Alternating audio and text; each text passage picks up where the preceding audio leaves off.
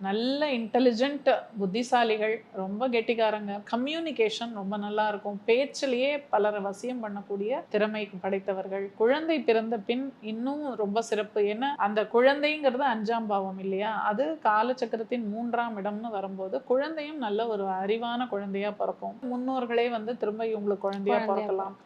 So இது மாதிரி ஒரு அமைப்பும் உண்டு. அப்ப தாயார் வழியில கொஞ்சம் மனஸ்தாபங்கள் இருக்கும். ம். தாயாரோட வீட்டு சொந்தங்களோட சில மனஸ்தாபங்கள் அது மாதிரி வரலாம். அதே மாதிரி கடன் வாங்கி வீடு கட்டுறது, கடன் வாங்கி படிக்கிறது, இதெல்லாம் இவங்களுக்கு நடக்கும். ஏன்னா 4ஆம் இடம் படிப்பு. ஸோ அதுக்கு கடன் வாங்குறது. கடன்ங்கிறது கொஞ்சம் ஜாக்கிரதையா இருக்கணும் இவங்க. கடன் வந்து அளவுக்கு மீறி வாங்கக்கூடாது.